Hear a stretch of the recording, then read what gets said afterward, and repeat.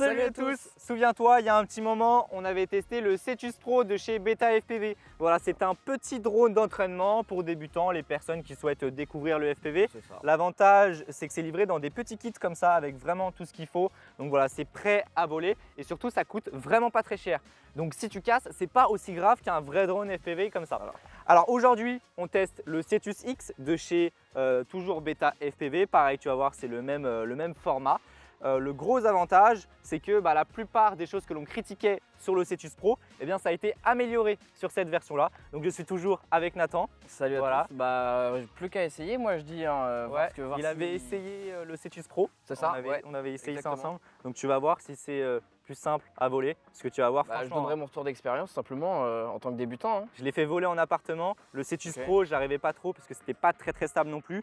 Là, franchement, c'est hyper simple. C'est vraiment hyper simple. Ce qui est vraiment cool, c'est que c'est livré dans une petite case de transport tout en nylon qui est vraiment très rigide. Franchement, tu vas voir, le kit est vraiment bien fini et très complet. Tu vois à l'intérieur, boum, tout est compartimenté, c'est vraiment super bien conçu et finalement tu as tout ce qu'il te faut pour pouvoir débuter dans ce kit. On va avoir le masque qui est juste là. Alors c'est en plastique et finalement ça fait bien fini, voilà, c'est propre. En tout cas le masque, on est bien sûr sur de l'analogique. On a une petite antenne qui a fait son arrivée, voilà, avant on n'avait pas d'antenne et donc là normalement on est censé quand même avoir une meilleure portée, on va voir ça. Et puis on a le petit port pour la carte micro SD pour pouvoir enregistrer le DVR. Ça encore une fois c'est nouveau, je vais pouvoir enfin te montrer ce que je vois dans ce masque. La radiocommande, voilà à quoi elle ressemble. Alors ça ressemble à une manette de jeu à première vue. On va avoir deux protèges gimbal hop en caoutchouc, donc ça c'est cool. Quand même, ça ressemble à une Tango 2, en gros c'est ça, hein, c'est exactement le même form factor. Ça s'alimente toujours en USB-C. On va avoir le petit bouton de bind et puis juste là un petit bouton setup. J'imagine que c'est pour le brancher au logiciel Beta FPV. Donc ici on va retrouver l'armement, le mode du drone si on veut qu'il vole en mode normal, sport ou FPV. On va voir ça tout à l'heure. Ici on va avoir la vitesse des moteurs, donc ça va être plus ou moins réactif et c'est même pas terminé puisque cette radiocommande là, elle n'est pas que compatible avec le drone, tu vas pouvoir aussi la connecter avec ton futur drone, pourquoi pas, puisque de base tu peux choisir soit un transmetteur FrSky ou Beta FPV il me semble. Moi je l'ai pris en FrSky.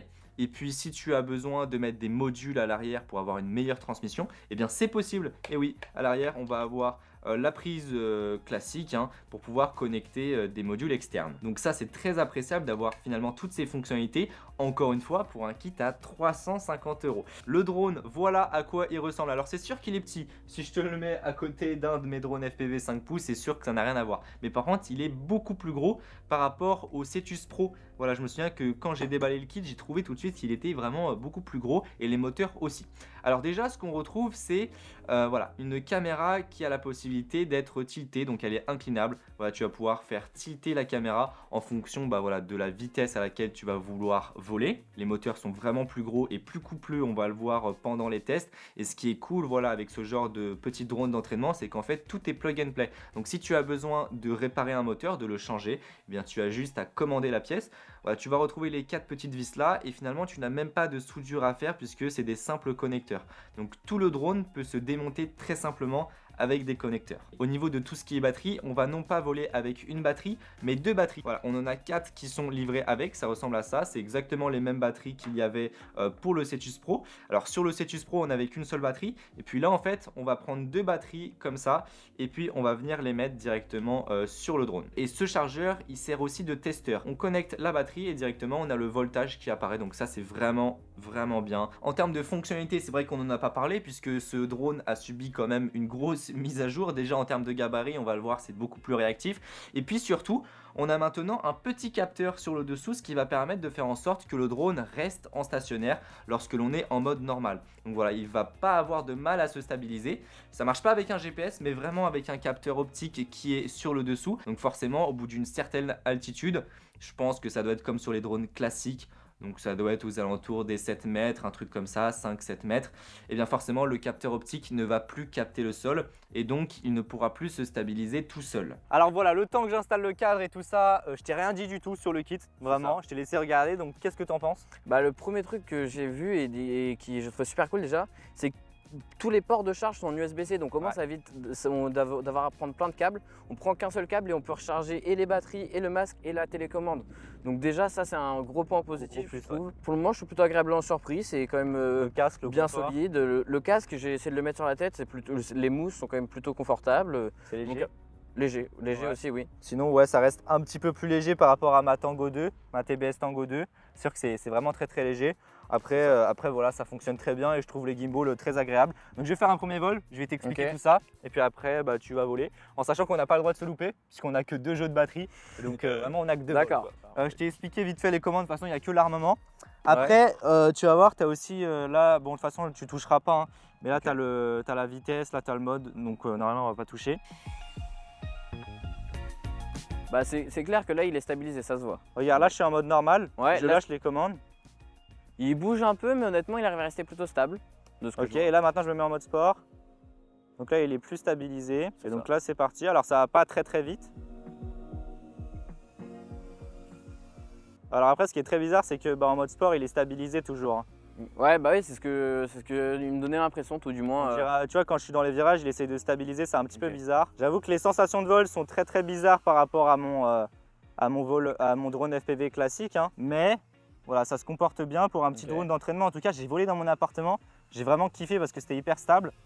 Alors après là on est dans des grands environnements donc forcément c'est pas vraiment fait pour, hein. C'est plus dans des appartements et tout ça. Au niveau de la portée j'ai pas trop de problème, attends on va essayer d'aller un peu plus loin. Ok. Là je commence à avoir des petits freezes mais ça va. En plus voilà je suis à combien là? Je suis à 40 mètres, 50 mètres. Ouais, quelque chose comme ça. Quand j'ai Et puis t'es dans les arbres quand même, donc Ouais. ça coupe plus que si Surtout on que la était dans l'espace. radio n'a pas d'antenne externe, c'est que le masque qui a une antenne externe maintenant. Ok. Oh putain. dans Ah, le vélo. je commence à plus avoir de batterie, c'est normal. Tu peux le rattraper? Ok, parfait. Donc là, on swap les batteries. C'est 2 batteries à chaque fois hein, par rapport à avant où on n'en avait qu'une seule. Je vais mettre en N pour Mets-toi en commencer. N. Ouais. Vas-y, et mets-toi, là t'es en face, En mets-toi fast. en Ouais, slow. je suis en fast. Fais très attention à Je suis en l'altitude. Mio. Vas-y. Mets des gaz, mets du gaz. Vas-y, reste à cette attitude-là, essaye de contrôler et maintenant essaye de te balader un peu. Va pas trop vite. Attention derrière toi, il y a un arbre, derrière toi. Fais jamais de marche arrière en drone FPV pour l'instant. Et il va pas trop haut non plus parce qu'il y a un petit peu de vent quand même. Et je sais pas comment il se comporte encore. Il me semble que ça va, ça maîtrise bien parce que les moteurs sont plus gros. Mais voilà. Il y a quand même pas mal de latence en fait sur les gaz. Hein. Vu que là j'ai les gaz coupés. Hein. Mais ça c'est quand tu es en mode normal, c'est normal. Ok. En mode normal, j'ai trouvé qu'il y avait quand même pas mal de latence parce qu'avec le capteur et tout ça, c'était un peu long. Mais en tout cas, en mode sport, c'était vraiment meilleur. Tu peux essayer le mode sport? C'est sûr? Ouais. Essaye de rester précis sur les gaz. Ouais. Fais voir vite fait, vas-y, envoie juste la radiocommande là comme ça. Attends, arrête-le. Attends. Ouais, faut arrêter le rec. Alors je suis resté pas mal sur le mode N. Après là, tu vois, regarde, je lâche les gaz là. Tu vois comment il est stable quand même. Ouais, ça va. Avec le masque, il est Tu quand vois, même. regarde, tu vois, t'as une certaine latence parce que tu vois, il se base avec le capteur. Du coup, tu vois, quand tu veux descendre, Ouais, ça, mais il y a des fois en fait j'étais plein gaz vers le bas, j'avais pas l'impression de descendre. C'est pour ça. même si tu as les gaz complètement à zéro, il va mettre du temps à poser. Regarde là, je suis complètement à zéro. Ouais, c'est ça. Il va mettre du temps parce que tu vois, c'est comme un peu un Mavic. Ok. Après, le point négatif, il me semble qu'il n'y a toujours pas de buzzer. Et ça, c'est chiant. Parce que quand tu voles en extérieur, la dernière fois, avec l'autre drone, tu te souviens, tu l'avais craché, on avait mis. Ouais, on avait Franchement, passé une bonne partie du temps à le chercher parce qu'on savait pas où il est. Hop là. Et Tu vois, on avait mis vraiment pas mal de temps à le Ouais. trouver, le drone, parce qu'il était dans des hautes herbes. Et il me semble qu'à la fin, limite, je pensais c'était fini quoi. Ouais. Bah après c'est clair qu'après avoir essayé justement déjà ton drone FPV même en stabilisé avec un casque numérique, c'est clair que du coup avec le casque analogique j'ai quand même beaucoup Ouais. plus de mal vu que la portée est moindre et on voit quand même beaucoup moins bien ce qui nous entoure. La portée est clairement meilleure. Après, Après, dû avoir voilà, une amélioration, oui, sûrement. ça reste un drone d'entraînement. C'est ça. Donc à l'extérieur, je suis passé derrière des arbres.